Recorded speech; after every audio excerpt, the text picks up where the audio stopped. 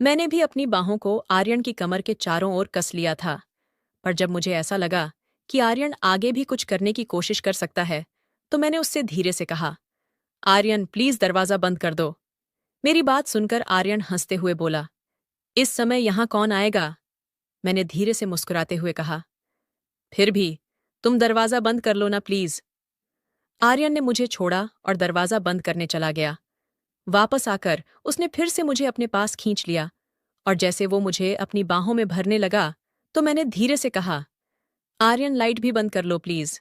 और फिर हेलो दोस्तों, आज की इस रोमांचक कहानी में आप सभी का स्वागत है। काफी देर एक दूसरे में समाये रहने के बाद जब सब कुछ हो गया, तो मैंने तुरंत ही आर्यन को पीछे हटने के लिए कहा। मेरा दिल जोरों से धड़क रहा था और मेरी सांसें भी बेकाबू होती जा रही थीं। मैंने जैसे तैसे खुद को संभाला और आर्यन को मेरे कमरे से बाहर जाने के लिए कहा। वह बिना कुछ कहे सर झुकाकर मेरे कमरे से बाहर चला गया। उसके जाते ही मैं कांपते हुए अपने बिस्तर से उठी और बाथरूम की तरफ चली गई। मेरा मन उलझनों से भर चुका था। मैं यही सोच रही थी कि एक शादीशुदा औरत होते हुए भी मैंने ये क्या कर दिया। एक शादीशुदा औरत होते हुए भी मैंने किसी और के साथ संबंध बना लिए थे, और वो भी मुझसे 10 साल छोटे लड़के से। यह सब सोचते हुए मेरा दिल बहुत जोरों से धड़क रहा था। मैं जैसे तैसे बस खुद को शांत करने की कोशिश कर रही थी। जो हुआ वह नहीं होना चाहिए था, लेकिन अब ऐसी परिस्थिति में मैं और कर भी क्या सकती थी। मैंने बाथरूम में खुद को साफ किया और खुद से एक वादा भी किया कि मैं अब से बहुत ही सतर्क रहूंगी। नहाने के बाद मैंने अपनी साड़ी पहनी, अपने बालों को ठीक किया और अपने बिस्तर पर जाकर लेट गई। पूरे दिन की थकान और उलझनों ने मुझे इस कदर थका दिया था कि मैं कब सो गई मुझे पता ही नहीं चला। रात के करीब 12 बजे हमारे मैनेडोर की घंटी बजी। मैं हड़बड़ाकर उठी और घड़ी की तरफ देखा तो घड़ी में 12 बज रहे थे। मैं जल्दी से दरवाजे की ओर बढ़ी और दरवाजा खोलते ही मैंने देखा कि सामने भावना खड़ी है और उसके साथ उसका छोटा बेटा चिराग भी है, जो लगभग 10 साल का था। भावना दीदी हमारी पड़ोसन है, जिसे हमारे घरेलू संबंध हैं। मैंने हड़बड़ाकर पूछा, भावना दीदी, आप इतनी रात को यहाँ क्या कर रही हो? सब ठीक तो है ना? भावना दीदी ने जवाब दिया, प्रिया, मेरे पापा की तबीयत बहुत ज्यादा खराब हो गई है। हमें अभी अभी खबर मिली है और हम तुरंत ही वहां जा रहे हैं। क्या तुम 2-3 दिनों के लिए चिराग को अपने साथ रख सकती हो? ये तुम्हें बिल्कुल भी तंग नहीं करेगा और हम जल्दी ही वापस लौट आएंगे। मैंने तुरंत कहा, कोई बात नहीं दीदी, यह भी तो आपका ही घर है। आप बेफिक्र होकर जाओ और चिराग की बिल्कुल भी चिंता मत करो। मैं इसका पूरा ध्यान रखूंगी। भावना दीदी ने चिराग को मेरे पास ही छोड़ दिया और जल्दबाजी में चली गईं। मैंने दरवाजा बंद कर लिया और चिराग को लेकर अंदर आ गई। मैंने चिराग के लिए टीवी ऑन कर दिया और उससे पूछा, चिराग क्या तुमने खाना खाया है? वो बोला, नहीं आंटी, अभी नहीं खाया है। मैंने मुस्कुराते हुए कहा, अच्छा तुम तब तक टीवी देखो, मैं अभी तुम्हारे लिए खाना लेकर आती हूँ। मैंने खाना गरम करके टेबल पर रख दिया और चिराग को खाना परोस दिया। चिराग खाना खाने लगा और मैं भी उसके पास वाली कुर्सी पर बैठ गई। आर्यन ने अभी तक खाना नहीं खाया था और मैं खुद उसे बुलाने नहीं जाना चाहती थी। मुझे पता था मैं उससे आंखें भी नहीं मिला पाऊंगी।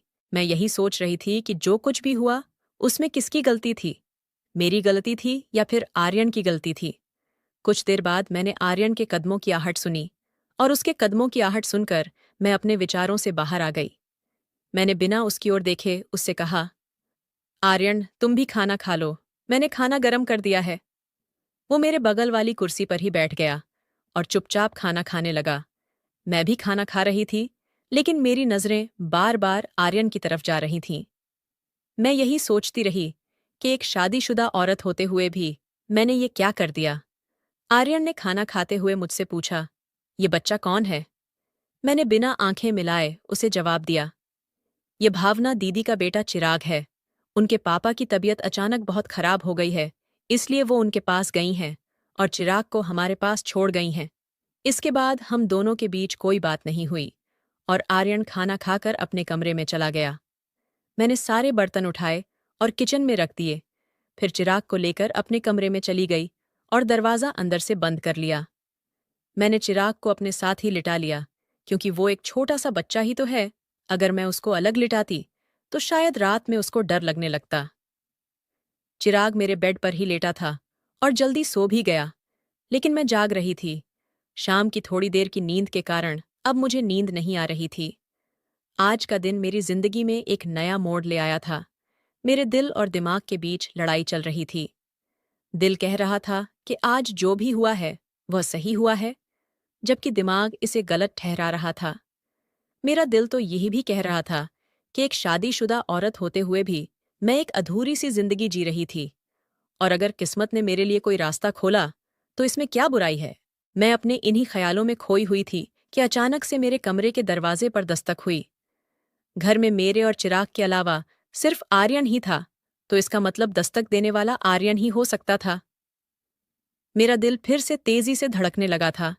मैंने चुपचाप लेटे रहने की कोशिश की, लेकिन दस्तक फिर से हुई। मैं यही सोच रही थी कि कहीं चिराग जाग न जाए, और यही सोचकर मैंने धीरे से उठकर दरवाजा खोल दिया। सामने आर्यन को देखकर मैं थोड़ा सा चौंक गई और उससे पूछा, अब क्या है, तुम यहां क्यों आए हो? आर्यन ने धीमी आवाज में मुझसे पूछा, क्या मैं अंदर आ सकता हूं? मैंने कहा, नहीं, बिल्कुल भी नहीं, तुम जाओ यहां से। और इतना कहकर मैंने दरवाजा बंद कर दिया। मेरी सांसें तेज रही थीं और मेरे दिमाग में कई सवाल उठ रहे थे।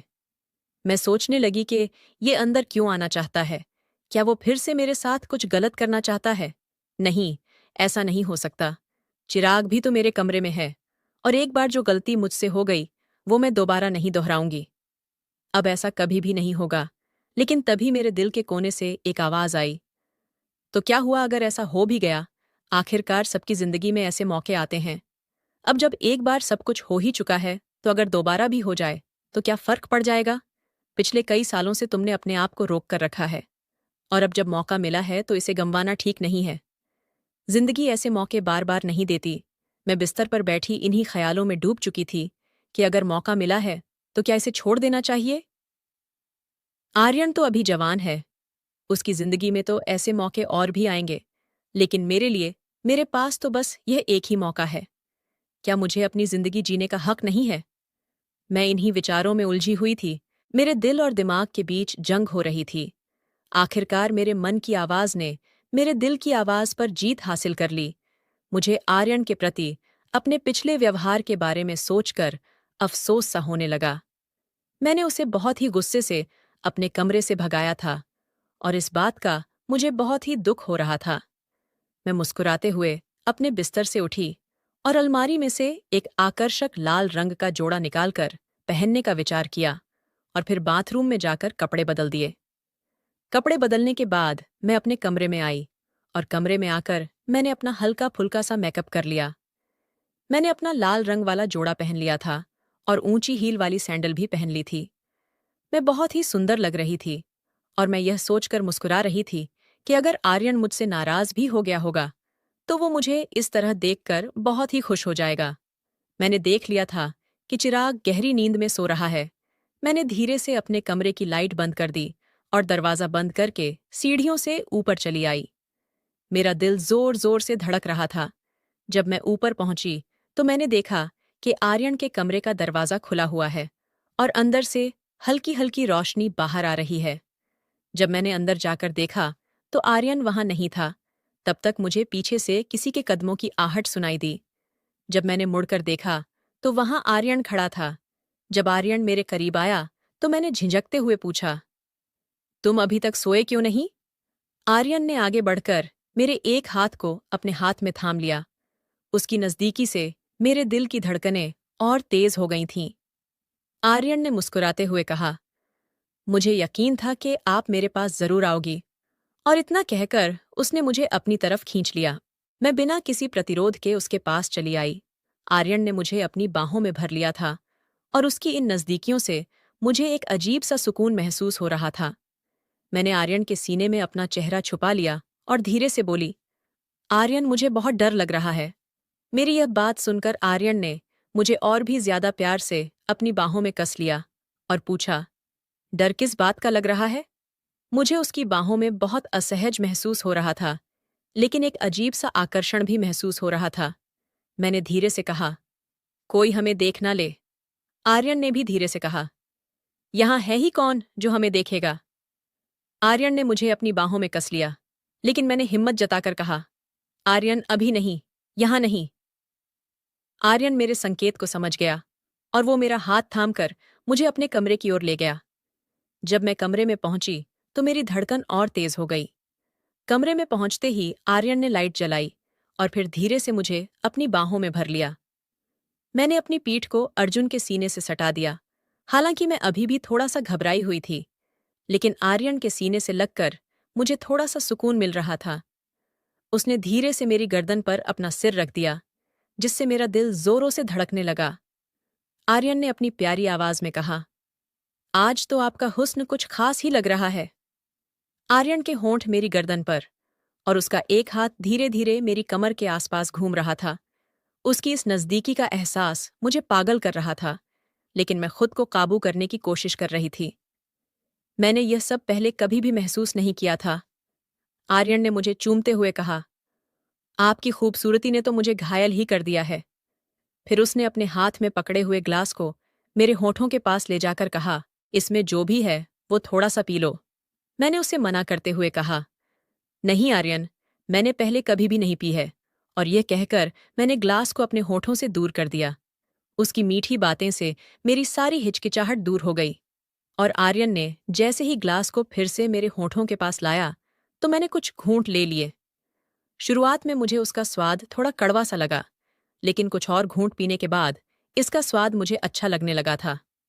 इस दौरान आर्यन एक हाथ से मेरे कंधे को हल्के से छूते हुए धीरे धीरे ग्लास में मौजूद सारी शराब मुझे पिलाता रहा। थोड़ी देर में तरफ देखते हुए बोला, आज तो आप बहुत ही सुंदर लग रही हो। इन हाई हील्स में आपके नाजुक पैर बहुत सुंदर लग रहे हैं। अब धीरे धीरे मुझे भी शराब का असर होने लगा था। अपनी तारीफ सुनकर मैं पहले तो थोड़ा सा झिझकी, लेकिन फिर मुस्कुराते हुए बोली, तो किसने रोका है? अपनी सारी चाहत पूरी कर लो। इतना सुनते ही आर्यन ने मेरे पैरों को बड़े सम्मान के साथ हल्के से छुआ। ये सब देखकर मुझे यकीन ही नहीं हो रहा था कि कोई मुझे इतनी गहराई से पसंद कर सकता है कि मेरे पैरों को भी इस कदर से सराह रहा है। आर्यन ने मुझे अपनी बाहों में लेकर हल्के हल्के मेरी गर्दन पर चुंबन देना शुरू कर दिया। मैं भी आर्यन की बाहों में एक सुकून महसूस कर रही थी। शराब का हल्का हल्का असर मेरी खुशी को और भी बढ़ा रहा था। मैंने भी अपनी बाहों को आर्यन की कमर के चारों ओर कस लिया था। पर जब मुझे ऐसा लगा कि आर्यन आगे भी कुछ करने की कोशिश कर सकता है, तो मैंने उससे धीरे से कहा, आर्यन प्लीज दरवाजा बंद कर दो। मेरी बात सुनकर आर्यन हंसते हुए बोला, इस समय यहां कौन आएगा? मैंने धीरे से मुस्कुराते हुए कहा, फिर भी तुम दरवाजा बंद कर लो ना प्लीज। आर्यन ने मुझे छोड़ा और दरवाजा बंद करने चला गया। वापस आकर उसने फिर से मुझे अपने पास खींच लिया और जैसे वो मुझे अपनी बाहों में भरने लगा तो मैंने धीरे से कहा, आर्यन लाइट भी बंद कर लो प्लीज। लाइट बंद होने के बाद हम दोनों एक दूसरे में समा गए और सारी रात ऐसे ही गुजर गई। अब मैं अपनी जिंदगी में खुश थी कि मुझे अकेले इतनी बड़ी जिंदगी नहीं गुजारनी पड़ेगी। कमेंट करके ज़रूर बताइएगा कि आपको ये कहानी कैसी लगी। अगर आपको ये कहानी पसंद आई हो तो इसे लाइक करें और अपने दोस्तों के साथ भी शेयर करें। आगे भी ऐसी रोमांचक कहानियों के लिए हमारे चैनल को सब्सक्राइब करें।